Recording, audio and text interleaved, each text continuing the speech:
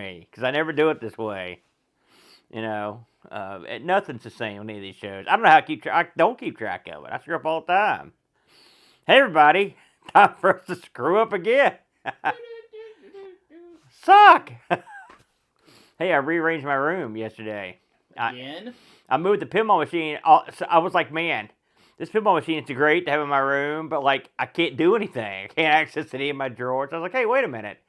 Wonder if I can push the pinball machine back into this corner where all I do is put my hamper. And it worked. And so now the pinball machine stays in my room forever. I'm never getting. It's too great. It's too great. Too great. What's up, Picard? Make it so, brother. Picard is here for every stream, every show. He's a super fan. He is. It's not. I wouldn't call him a fan. I call him a friend. He's a good friend. Well, yeah. It's good because I don't believe that we have fans. That is arrogant. I think that we have. I like sympathizers. Another thing I think works out well. What's up, Texas Foosball? Sorry I missed you last night, Tex. I ran out of gas. Pat was not happy that I was not prepared for another round of Baldur's Gate. Although I pitched Baldur's Gate heavily to Chad today. I was like, you'd like this game. Oh, Right up your alley. He would get in depth. He would. You know. Oh. Hey, Uncle Larry. Speaking of Baldur's Good Gate. day. Yeah. We beat Baldur's Gate. Oh, who's we? Jamie, Mike, and I. Oh, yeah? Yeah, we beat it on Friday.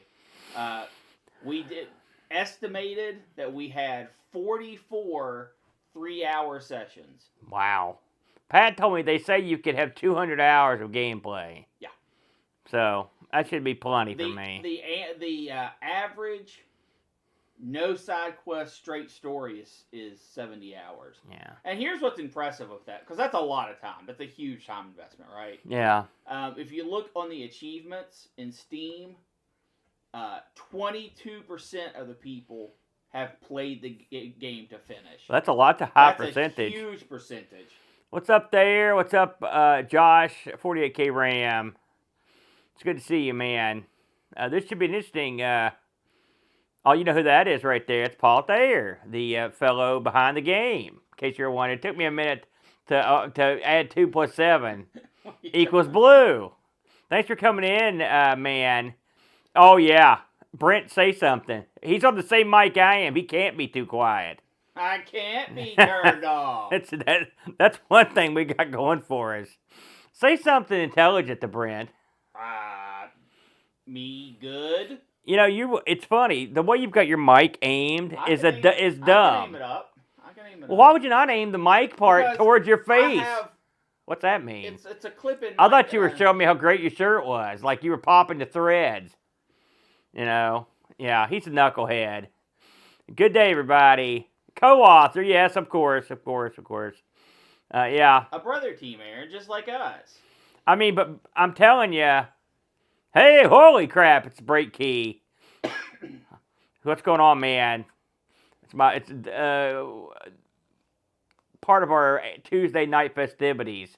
He's coming out, now he's sneaking in. Say something now in your microphone, Beardy. I don't think my mic is on. His microphone's possible. Not on. Oh my God. He's killing me, folks. He's killing me. Hold the button down until it comes. There you go. Say something out of the Brent. Why would you hand me a mic that wasn't on? What are you talking about? I didn't hand it to you. You pulled it out of the package. This is what happens when Aaron runs the show. Ha ha ha ha ha! Thank you, Mitsu. Hey, thank you, Mitz. Thank you very much, Mitz. 61 months. That's impressive. You know, we appreciate that, man. That is a long, storied. How long has this show been on? Way longer than that, Aaron. Way longer. I can't remember. Well, I mean, because it's not. He isn't subscribing to the CoCo Show. He's subscribing to the channel as a whole. You know, we don't get to the CoCo Show as much as I want.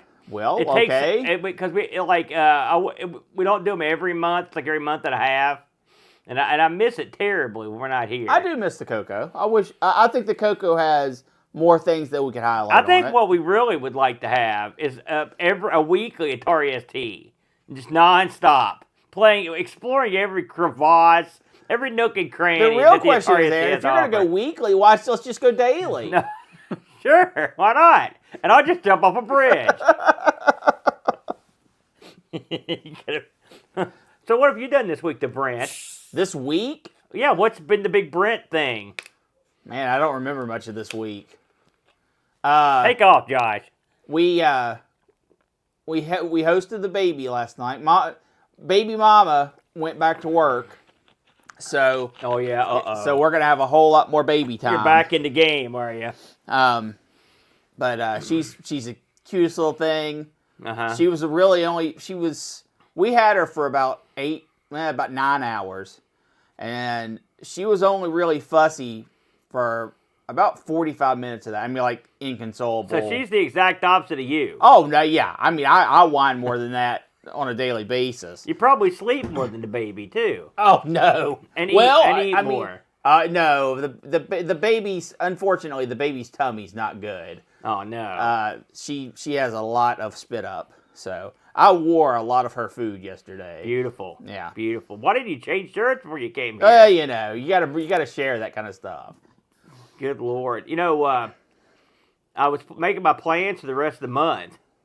And What?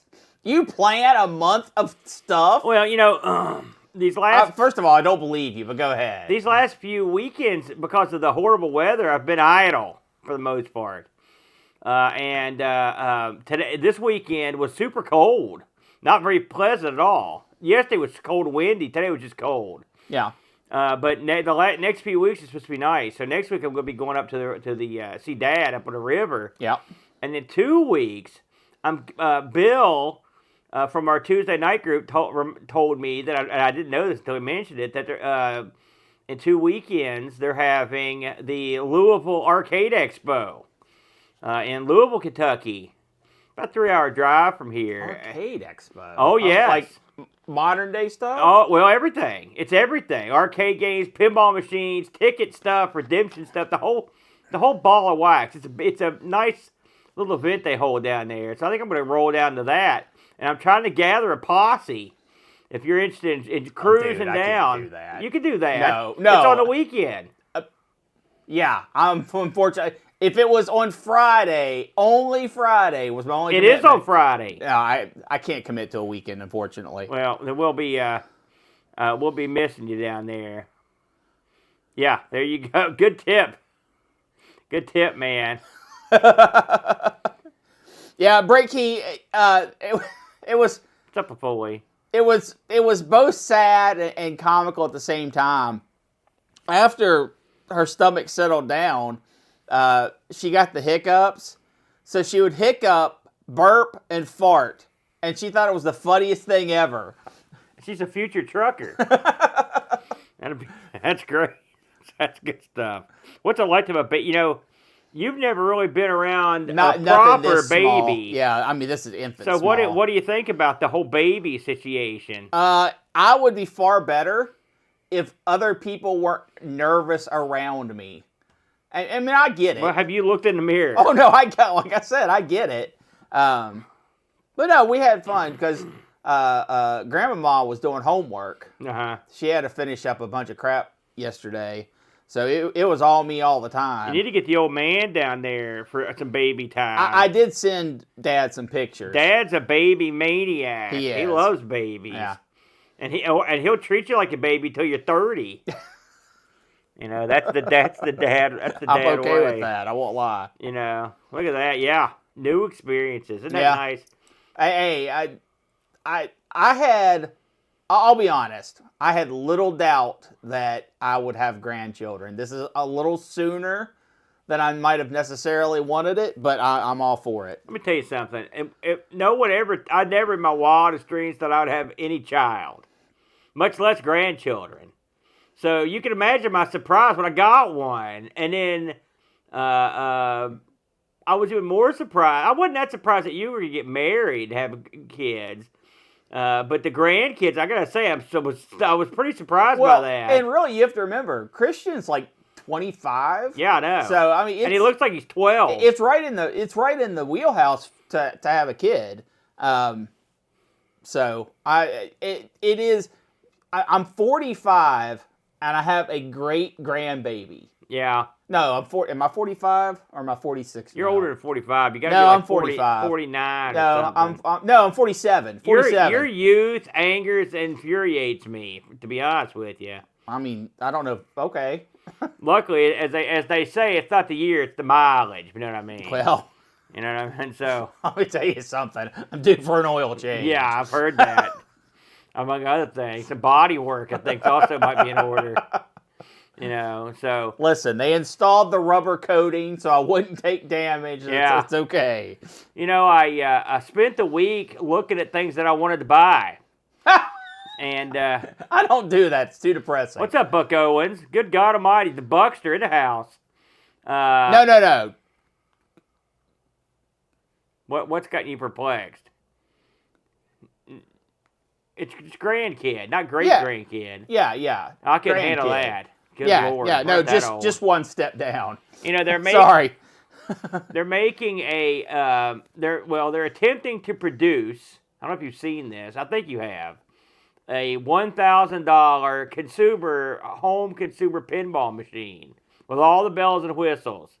It's called Alice's Adventures in Wonderland. Yeah, I've seen it. I just watched the latest update, which just happened a couple of days ago. And this thing's starting to come together. It's a nice looking unit. You can see where some of the corners were cut. Most of the toys that are included with it, because there were a couple places that used standees that could have been sculpted items or whatever. Sure. But for $1,000, I think we should buy one of these when they come out. No. Well, let me rephrase it. Could buy one when they come out. Okay. Why would you not be interested in that? It looks really nice, and it would be probably the only chance in our lifetime to own a brand new pinball machine, which would be fun. Sure. Okay, you're not as optimistic as I thought you'd be. It's okay. I think they've got. It's a long time. You're talking years down the road. No. Thank you, Buck. They're preparing. They're taking it to an expo. It's built effectively. I saw it. I understand. I just now they've got to get into the mass production of said item. They're going to have a Kickstarter where they're going to take orders for it. Then you're off to the races. Well, see how it goes. That's a pretty big roll of the dice, in my opinion. The new Sterns, the minimum, the basement on these things is $8K. No, you could no. You can get a $4,000 Stern. Depending, yeah, you can. Depending on what you buy, brand new too. But you're talking about stuff that's been out for a while. Oh, okay. And you're not talking about LEs. new. No, they're brand new. Well, yeah, they're new old stock. No, they're still making a lot of machines. They'll do runs. The 2025s are all 8K. Bro, I'm not talking about those. Yeah. I'm talking about. You're talking about like a 2022. You can go to the website and buy a pinball machine for $4Gs. Yes. That's what I mean.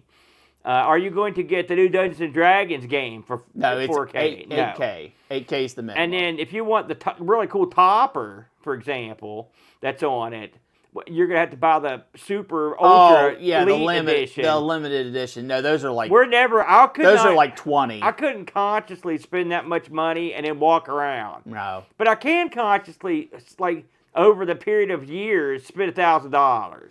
And so that I could do. So... I might get in on this. It might be kind of fun to get behind something. Not to mention support the little guy. Get them in there. I hope it works out well for you. And you, because I'm going to get you in on this, whether you like it or not. Well, yeah, I mean, I will happily help you set it up if I don't have to pay any money. No, you will be giving me money. Well, guess what? You know, so I hate to tell you, but the money will be coming to me. Here's a pen. No, I don't need a pen.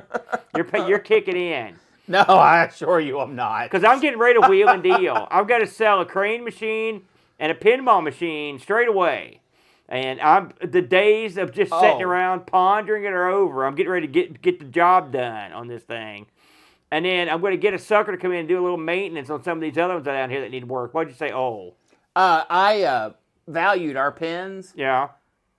That wall of pins is worth about $22,000. $22,000? Sweet Georgia Brown. Yeah. Well, we might be getting out of the pinball game, everybody. Mama needs a new house.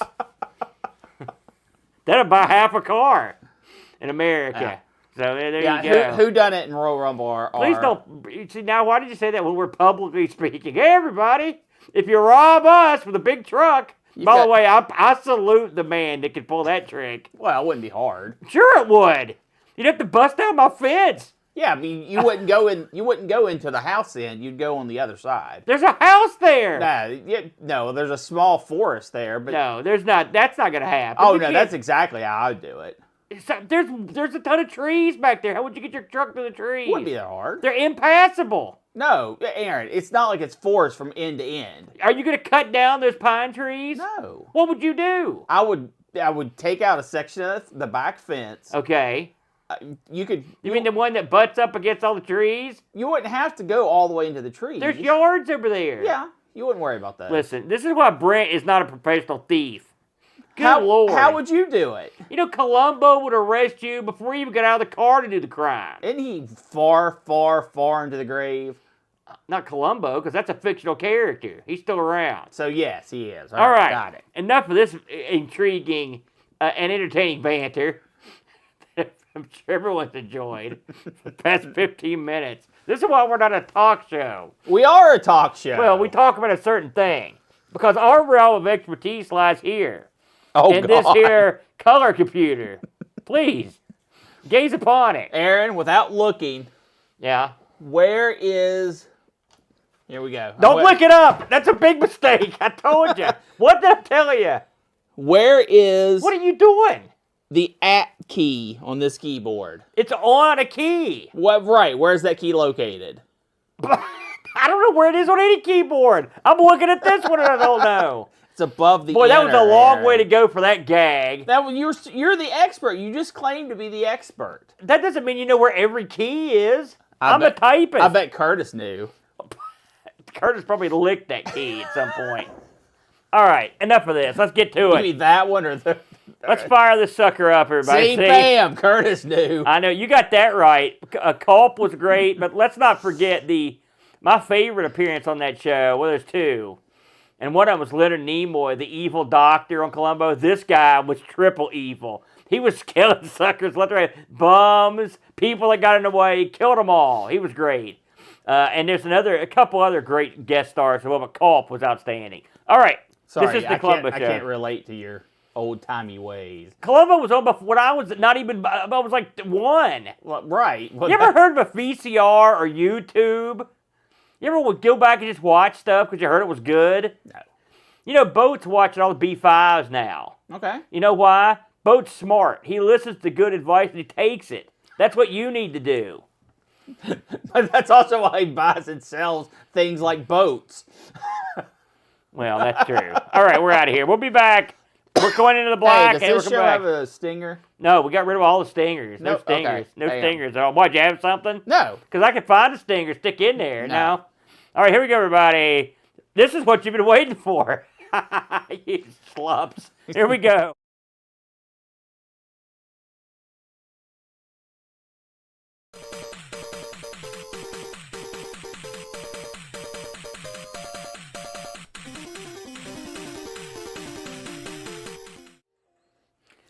Hello, everyone, and welcome to another edition of the CoCo Show, a show dedicated to our beloved TRS-80 color computer. Look, we're in front of the Radio Shack, everybody. It's our favorite. I'm your good buddy, your good pal, and longtime Battery Club member, Amigo Aaron, joined by everyone's favorite goof. It's the Brent. It's me. Yeah. Remember how's it back going? at Radio Shack, Aaron, when you could walk in and just buy, like, a component? Yeah. Like, man, I need a capacitor. You I'm know- going to go down to Radio Shack and buy one. You know, I'm happy you brought this up. Oh, God. and you- I'm sorry, people. You've done something that you've rarely ever done on any show we've ever done. You said something that can set me off on a tangent. And here I go. You know, as a lifetime electrician and fiddler with circuit board, circuitry, repairist, if you will, sketchy tech, often there comes a time where you need a capacitor or a breadboard or a little baggie of resistors. Sure. Right? Where are you going to go? You know, The in the old internet. days, there were multiple spots actually. 'Cause there were plenty of electronic stores or hardware stores that would carry some components, Yeah. right? But they slowly, over time, they went phased away. that right They went out. away. And at one point, you've got one choice. It's the Radio Shack. But the Radio Shack was always there to overprice a bag of capacitors to screw you on all the components that you had to have. That's where Radio Shack came in. That single capacitor, they might have it, but it's going to cost you $6. Well, you can't buy one. You've got to buy 30, a box of 30. And of 14 different sizes. Yeah. If you need something like a battery pack to hook into something, you're going to pay. Don't think you won't pay, because batteries are their bag. But then something happened to these Shack. I started walking in there in the electronics section once that was shelf after shelf of parts hanging from the pegs was relegated to a bunch of drawers. And the drawers weren't even sexy. They were just drawers with numbers on them, just like a geek would use. And I was like, this ain't good. And then one day I walked in, and gone were the computers or the remote control cars, the cheap radios. Now they were selling cell phones and stuff. I'm like, what is this crap? And at this point, the electronic component section fit in one little area of drawers. I remember going over there when I worked at the computer store to get some solder equipment, and it was pathetic. It was a pathetic display. And lo, it came to pass that the Radio Shack one day, they were gone. They were out the door. Why do you think that happened? Because they turned on their true selves. They've tried to be something that they weren't, and they paid the ultimate price. It's a sad thing. So I like to remember the Radio Shack as it was when I was a kid. There were like 1 million of them. They were everywhere. They were selling computers. They were selling software. And they were selling all kinds of weird crap. I didn't know what it did. I let you hook a VCR to a car, to a battery, whatever. Who knew what it did? But it was awesome. That's a Radio Shack I care to remember. Any thoughts? I am so sorry I brought it up. So, on this show, we play games with the CoCo, by the way. Probably should mention that. And this week will be no exception. This might be a game title that you could get behind this week, Brent. Oh, trust me, I'm feeling it right now. Why? Why do you say that? The game is called Get Me Out of Here. That's it. That's what we're going to talk about this week. And this is a game that's based on the premise of it's an interesting premise. It's the video game equivalent of an escape room. Yeah, and we should go ahead and say right now, we are going to spoil the game horribly. Yeah. So if you want to play this, we will make a note with our voices when the spoiling's starting. Yeah. But we are definitely going to spoil this game. That's right. But before we get to the game proper, I want to talk about the inspiration for the game. And it's the modern wave that is the modern day escape room. Now, when I remember first hearing about these things, probably, 5 or 6 years ago, somebody's like, hey, did you go to the escape room? Have you been to this? I was like, what the heck's that? I thought it was some kind of kinky thing, if you want the truth. I didn't know. I thought they chained you to the wall, and then you paid $10 or whatever, so I kicked the crap out of you. Aaron, I'll do that for free. Buddy. I'm from a different frame of mind on that. But lo, they said you take your whole family. I was like, that didn't sound good. And then someone clued me in. I was like, oh, I got it. This is what this is. And so, explain to the people, Brent, what an escape room, a normal family escape room. What is that? Basically, you are stuck in a room, usually with a team of people, especially nowadays. They herd in as many as they can fit in the room. I'll do that. Whether you know them or not. You can rent an escape room normally for just you and your buddies, but it's going to cost you.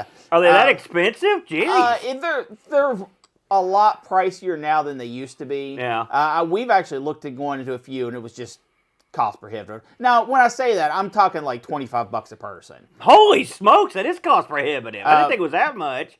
But you are put into a room, and your task is to usually figure out a bunch of puzzles that will get you a key or a combination or of some such to let you leave the room.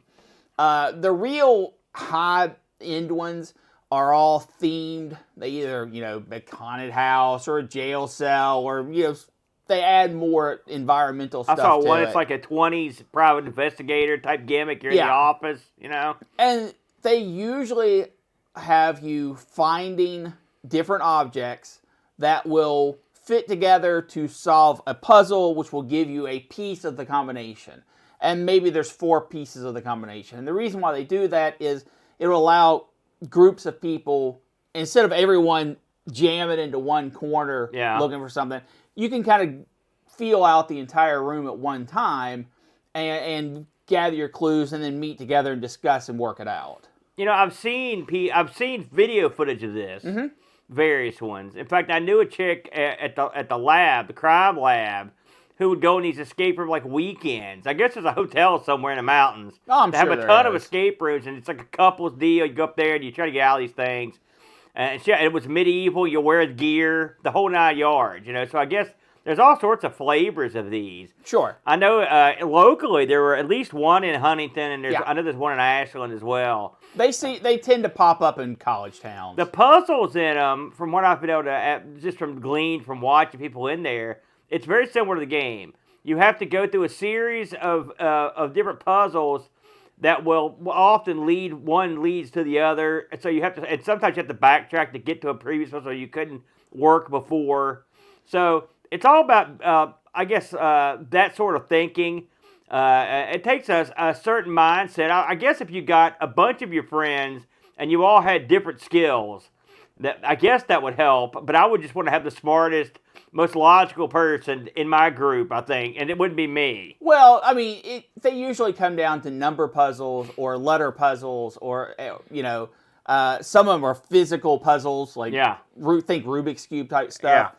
So I mean, it is good to have a variety of people to eventually solve the room. So that's what they are. Now, again, I've never been in one of these. Spoilers beyond this point. I've never been in one of these, but I feel like that after playing Get Me Out of Here, I feel sort of like that I've been in one. Well, let's talk about it, shall we? So, again, this is Get Me Out of Here. We're actually happy, if you're watching live, that we have one of the authors of this game in the chat. This is a game by the Thayer brothers, Paul and Tim, released, as best as I could tell, January 15th, 2022, the Brent. So just a few years ago. Let's talk about the boys, Paul and Tim Thayer. I looked up as best I could find credit-wise. Paul, I actually watched some interviews with him. He worked on, remember we played Timberman a couple years ago? Sure. That was his. Timberman was one of his. And he also did the graphics on Digger 3, which is another really good game.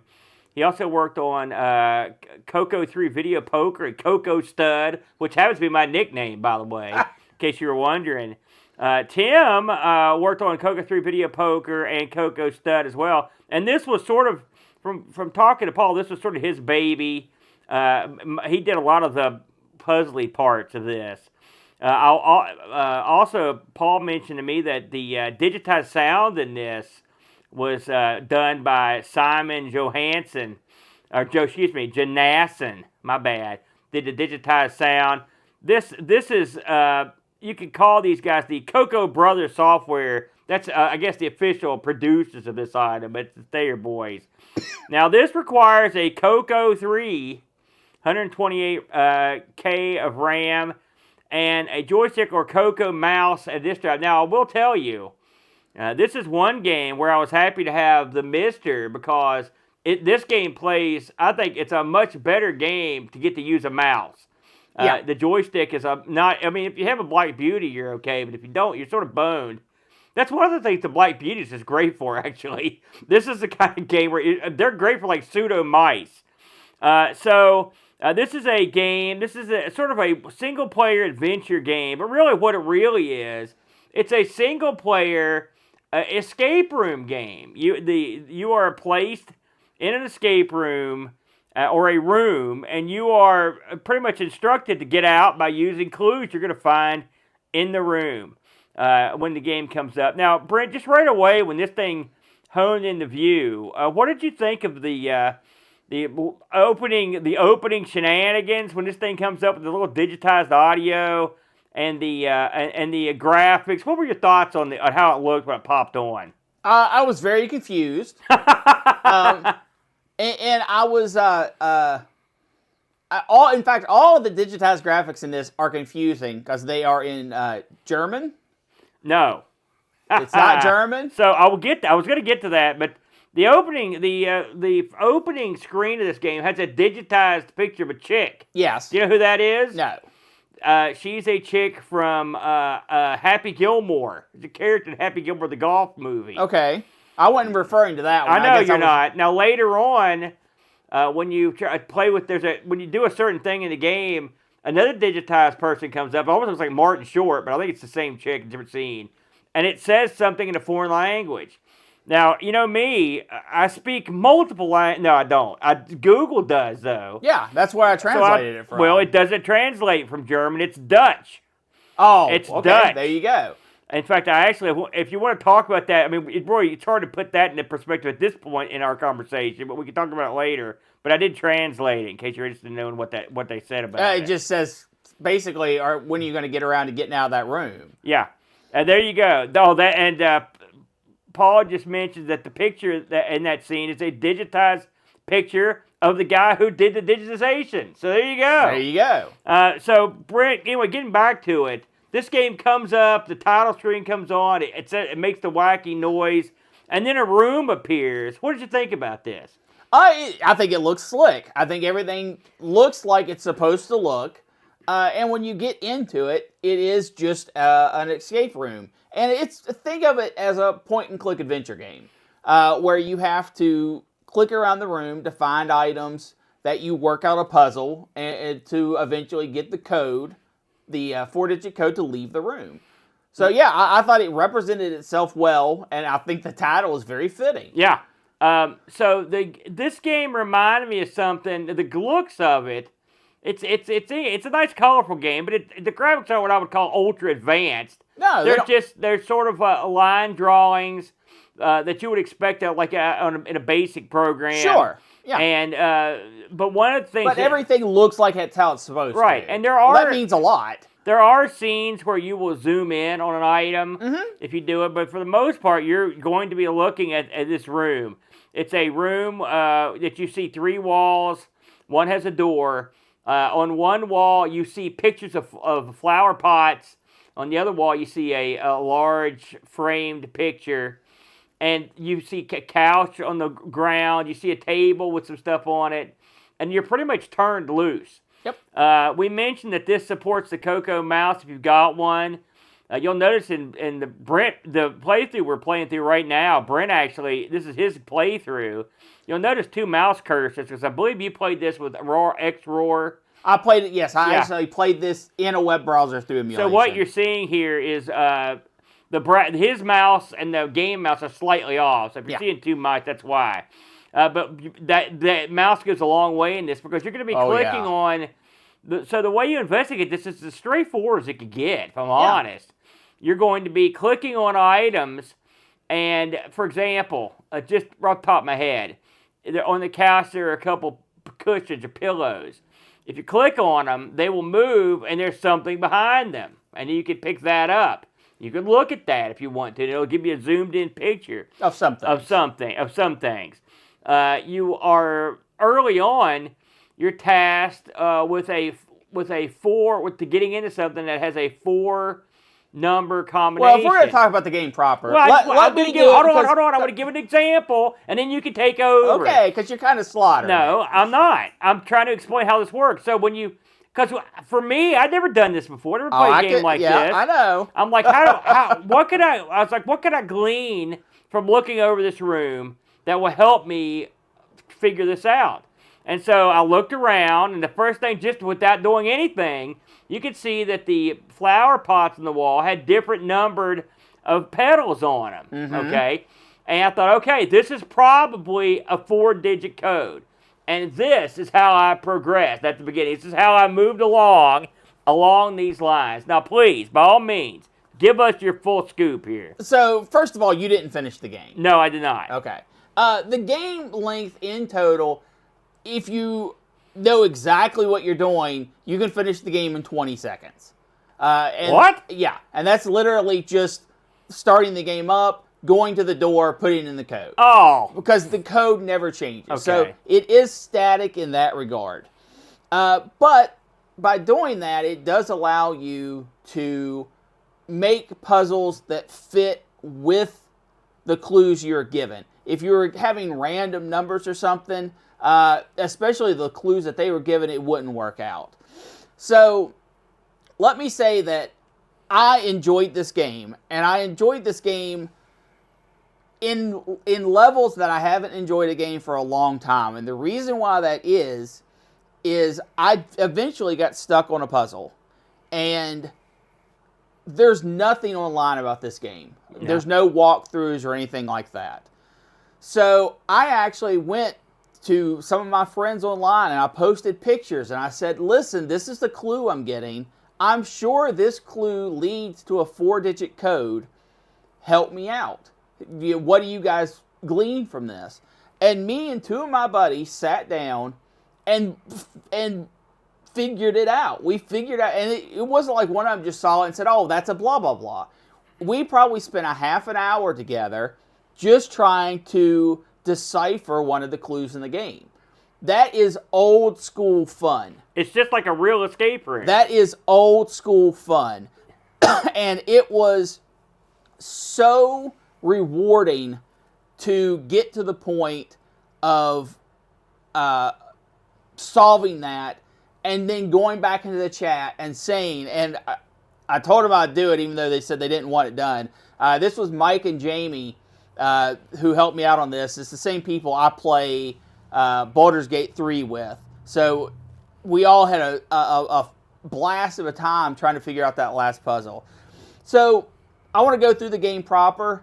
If there's anything you want to say before that, so you're going to go through the entirety of the game? I'm going to go through the entire game because it's only going to take a few minutes. Okay. And there's nowhere out there that has a walkthrough for this. So if other people are stuck, I want to try to help them out. Okay, go ahead, then. Go ahead. Okay, first things first. By the way, spoiler coming. Oh, so if you want to play this game, stop listening for the next couple of minutes. Yes. Go ahead. First things first, play this game in POW.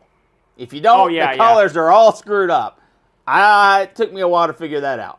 So, secondly, when you first walk into the room, you're going to have a couch to your left, a lamp desk in front of you, a plant in front of you, a picture on the wall, and another desk.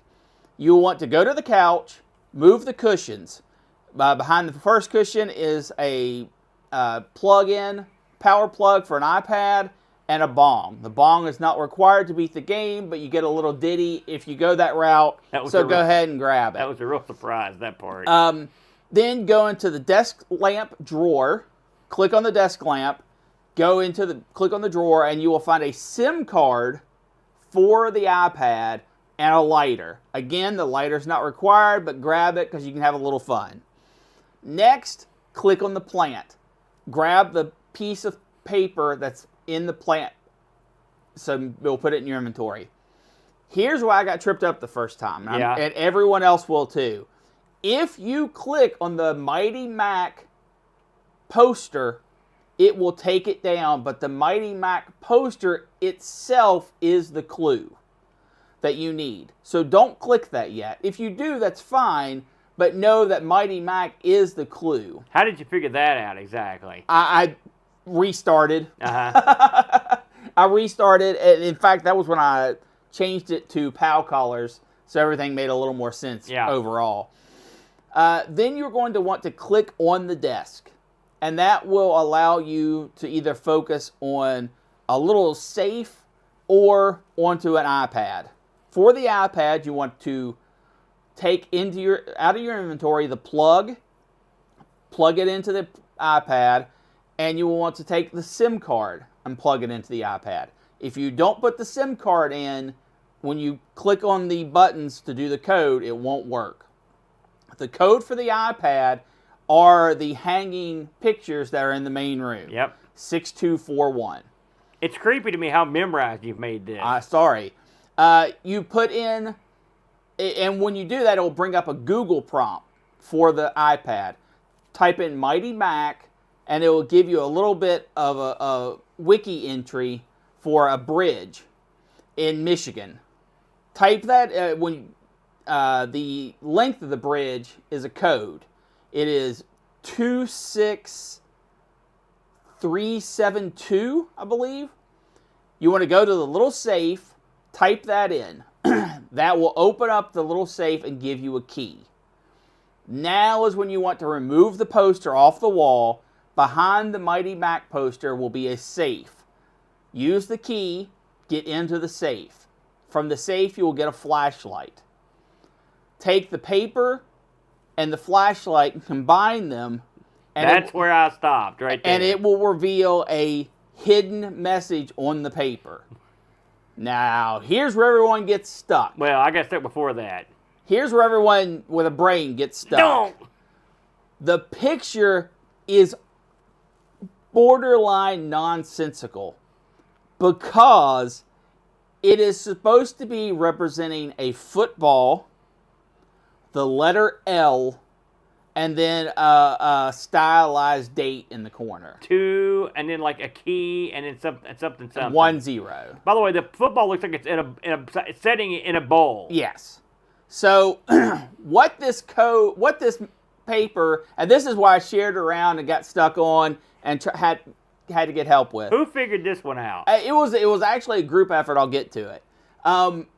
What this is actually trying to tell you is Super Bowl 50.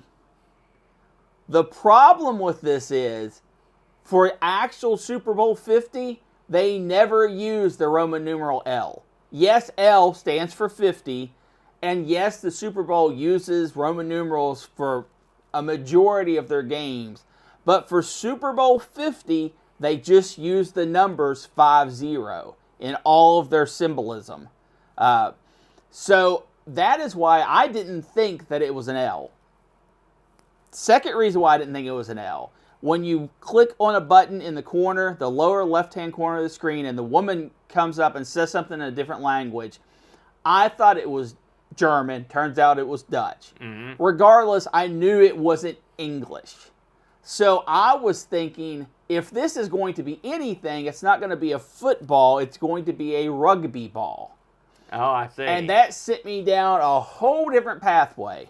Well, I didn't tell my friends about being in a different language.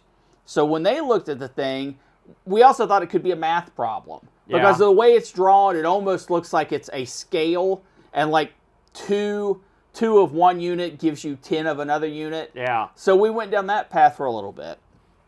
Turns out it's a football, L being for 50. And if you go to the Google pad and you type in Super Bowl, it gives you the box scores where the Carolina Panthers lose to the Denver Broncos 10-24.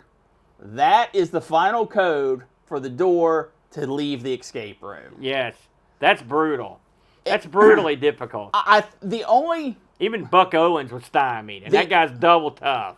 The only issue I had with all of it was when they used an L, and I was not expecting there to be an L to represent 50. So it really threw me for a loop, and I never went down that road again. Yeah, yeah. But one of my buddies said, listen, the code has to be 2410. That was the score. Well, Carolina was the home team, which meant their score would have been above. And the only reason why I figured that out is because I actually went to the Google pad in-game, typed in Super Bowl, and that's how it was listed. So, very clever. It's amazing that you pulled that off. And like I said, there was no walkthroughs on this. No. So you're on your own. And I did not make it. I was closer than I thought, but I didn't get there. So I like the fact that you guys use Team Think on this. Yes, and it was a lot of fun. Yeah. It was a lot of fun. And like I said, part of the fun of this was I couldn't go to the web. And I couldn't just look up a walkthrough. Not that I do for 85% of the stuff we play, unless it's something that's just ridiculously brutal, like Space Quest or something. Yeah, yeah. But this game allowed me to go back and live a part of my childhood That literally, how often does that kind of thing happen in a modern setting when you can 99.9% of the time just type in to your search browser and get the answer you're looking for instead of having to do a group think with your friends. Yeah. I really enjoyed it. You've ruined that now with this show. Well, you know, I'm the kind of person who wants joy for me, screw everyone else. Now, no, I'm just kidding. I want to mention that I had just a very brief conversation with Paul before the show. Sure. He mentioned that Paul, one of the Paul there, he's in here now. Game designers. He said he mentioned that he wrote a special assembly routine on this in order for the screens to be loaded from disk as you played. But aside from that, it was pretty much a straightforward build. I believe I read Kurt somewhere mentioned that something had been written so you couldn't list out the program and cheat, which I find that pretty amusing. I was talking to him before the show, to Paul. You know, we just played. We had an ARG Presents about a month and a half ago from ME Futo games in Japan. That would the games that they would port to 50, 60 systems. You know, and I mentioned to him. I said, you know, this game would fall quite nicely into the ME Futo area because this is the sort of game that could be ported to a lot of systems. To a ton of different systems, if you were so inclined. Now, with the that being said... Any system with a mouse. You'll have to have a mouse, but it wouldn't hurt. You can do it with a joystick, yeah, but it's painful. Where does this fall? What do you think of a game like this? I asked him, I'm like, where'd you get the idea for this? And he mentioned his brother maybe got it from like a phone game or something. And maybe these things are all over the place. I've never played a game quite like this one. I've played games where you like, you know, find a magic picture, or I've played games that are like hunting, point and click. But I never played a single frame game that had a mystery all basically in the same room like this. Yeah, it's quite clever. I've never done it before. There's quite a few out there. What do you think about that genre of gaming, and what do you think about this particular facet to that genre? The genre overall, I have no interest in. Zero. Zip. None. Nil. Zip. If I would have known what this game was and wasn't pushed into playing it through the game committee, I would have never voluntarily picked this up and played it. Well, however, a ringing endorsement for the committee. No. In fact, it is a ringing endorsement for the committee because they did pick this game, and I did play it, and I enjoyed the heck out of it. And I enjoyed the heck out of it for exactly why I said. There's nothing on the internet about it. I had to use friends' help to solve the last puzzle to get out of the room, and it's the perfect length. Yeah. It's the perfect length. I'll probably play this. I had this up in my browser on the emulator for probably 2 hours. Yeah. It doesn't take 2 hours to play, and in fact, outside of the last puzzle, all the puzzles just came very naturally to me. The part where you can take down the poster and then that hint is gone, I actually like. It kind of sucks, but I like it because it makes you think. Because even in the intro it says, listen, take notes. Click on everything. Yeah. You know, and it says everything about the game that you need is in the game. You don't have to go to outside sources, which is exactly true. Games like this can get so complicated and so thought broken, where if you're not the developer, it doesn't make sense to anyone else. And sort of the Super Bowl puzzle was like that for me. But for the most part, everything made sense, and I really appreciate that in a point and click. Everything made sense. What about the real stunning, I never thought I'd see this in the game, Afro Man tribute in the middle of the game where you light the giant bong. Well, now that caught me completely off guard. I'm not going to say I'm the biggest Afro Man fan, but I do love his big hit. And there's a tribute to it if you find it in this with giant bong. I thought that was pretty wacky. Here's what's really fun about that. If you don't do it, you don't have to. It's not a requirement to finish the game. Yeah. And it's really I'm frustrated thing that you do, right? Yeah. And it's super cool that it plays the little ditty and it has the lyrics on the screen. And when you're done, it even says, "Listen, man, you want to just quit now, or do you think you can do this?" Yeah. And that, I think that's a brilliant little Easter egg, if nothing else, that allows you, if you're frustrated, you just want to quit the game, you can. In fact, I quit the first time through that. You know, one might wonder if the Afro Man song and the giant bong were involved in the final puzzle of this game. No. Because that puzzle that's brutally hard. No. I watched you beat the game, and I kept looking at that piece of paper, and I was trying to make it work. And finally, I was like, and I knew the answer, and I still was baffled. You know, so that is the hardest puzzle in the game. I will say, in terms of the ability to play a game like this, I'm no big point and click guy, as you know. Yeah. But I like games where I can have some success, and it's fun, and it's lighthearted. There's no time limit. You're not going to die. You can't screw up. You can fail, but you can't screw up.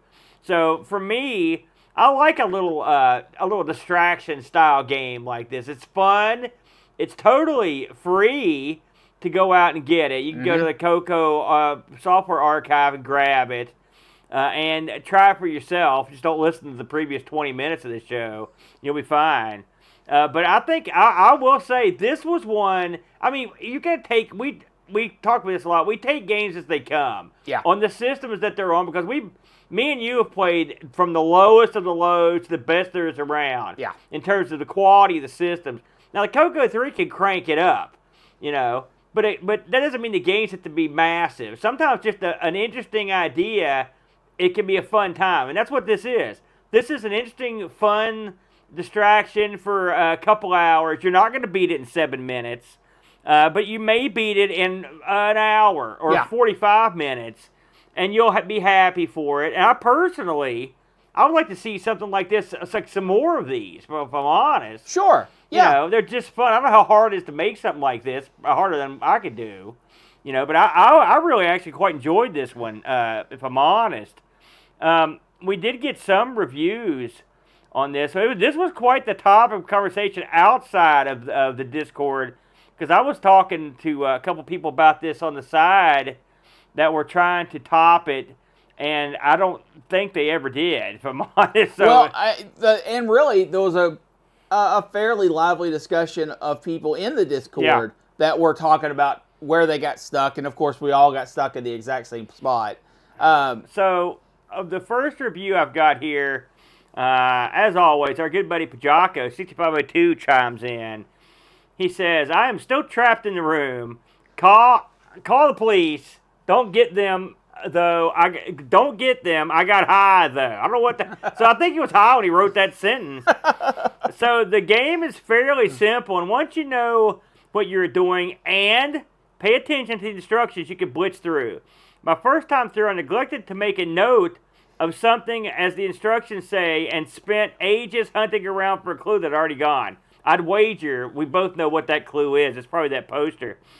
On my second playthrough, I was pretty much done-ish in like 20 minutes, but sadly the last puzzle has me utterly stumped for the time being, and not stumped as in I have the things, I just can't solve the puzzle, and I know when I find out what it is, I'm going to kick myself. Graphically, it isn't bad. Sure, it's simple, but it does the job well enough. Audio is pretty much non-existent except for the tune you get when you do a certain type of thing in the intro audio, but the game doesn't really need much audio. Trying to play via the Mister using a joystick was painful, and I have since discovered you can use a mouse so that you can play the game much better. Yeah. Having done a number of actual escape rooms, I can say that the developers have captured the feeling of a real escape room in virtual form on the CoCo. I should have asked if they'd been in an escape room. Now I think about it. I wonder if they have. You're in here, Paul. Have you ever been in an escape room? Anyway, getting back to Jocko. So, if you like this kind of thing, check it out for a quick evening's entertainment, 8 out of 10. And then he also chimed in, I escaped. The last clue was vague as heck. So that was from Jocko. We also, L. Curtis chimed in. I don't know if I'd call this a review.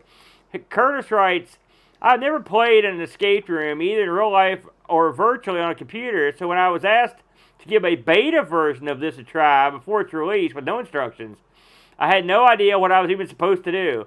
Paul Thayer clued me in, and then the game became more fun, but not enough that I ever completed it. It's just not my cup of tea. If I want to rack my brain and bruise it a lot, I will do machine language programming instead. That sounds like L. Curtis Boyle. It does. It really does. But I can see why others really liked it, so I wanted to say give it a thumb up for the review, but it's just not for me. There you go. Which is funny because it was then pointed out that L. Curtis Boyle has a credit in the game that he didn't know he had. So, L. Curtis Boyle, he is always a laugh riot. Paul does say he has been in several escape rooms, and he's only ever escaped twice. So there you go. There were 2 clues in the paper. By the way, that's a good point. That piece of paper, what's that bottom right thing mean? Yeah, I don't know either. So maybe we'll have to get with him after the show to get the final clue on that. So overall, though, I would say, please, if you have the time, I know you've got the cash, hop out and give Me Out of Here a chance. And while you're at it, check out some of the other offerings from the boys' portfolio. They also, I believe, worked on, I think they did CoCo Bond, which we looked at, me and Bo looked at it a couple years ago, which is a Bond type game. So they've got a lot of good stuff out there for your perusal, if that's your cup of tea. The other clue was 2 to the power 10. I don't get it. So there was a math puzzle in it. I still don't get it. How does that, what's that do at the end of the game? I'm going to assume that 2 to the power 10 comes out to the number 1024. Oh. No. I don't think so. Oh, 2 carat 10. We're literally getting this. It's being deciphered right in front of us. Let's get out of here, Brent, and talk about what we're going to be up to the next time around. So, this is a rarity in the committee. Something happened. I'm not sure it's ever happened on the CoCo Show. We had a tie in the voting, and so it went to a sudden jeopardy double overtime. And the next game we're going to be playing, after much debate, is going to be Gunstar. Speaking of credits on a game, I actually play tested this back in the day. And so we'll be playing Gunstar. This should be a lot of fun. It's another CoCo 3 exclusive. CoCo Show will be back Sunday, April 27th. So far away. We'll be back around. Well, it's not too far from now. It's just, so far away. Just next month. So that will be the next CoCo Show. Let's talk about what we're going to next week on the rotation, Brent. We spun the wheel and we made the deal. And what a deal. Because myself and the Brent next week on ARG Presents, we're going to be playing a couple games on the very wacky GP32 game library. The GP32 Game Parks Holding GP32, which is a handheld gaming system from Korea, South Korea. What makes the GP32 stand out, it's one of the first handheld systems that would let you run emulators. Yep. In fact, it was the first one I ever knew about. I don't know if the Game Boy Advance came around to let you do that by then or not. I'm not sure, but this was pretty much a handheld device that was almost dedicated to the running of emulators. So we're going to be playing a game. We're probably going to be emulating a game that sole purpose was to play emulators. So that's. They had a few games. We'll make it work. It's a kind of wacky. It's a wacky spin around on that. So please join us for that coming up next week. And the week after, just to give you a quick tip, we'll be back with R. Sinclair. We're going to be playing Mr. Wimpy, the game named after the Brent. So that should be a lot of fun. Brent, before we go, what do you plan on doing in the next until April on your CoCo? Sleep. On your CoCo? Yes. Nestled with it in my bed. You can just turn on the escape room and pretend you're on the couch. That'd be nice. That's great. Well, any final thoughts, Brent, before we take this one to the house? Nope. Very good, very good. Well, good. We'll be back in April. Until then, please remember, always hail. And press play. No, it's L. Curtis Boyle. Idiot.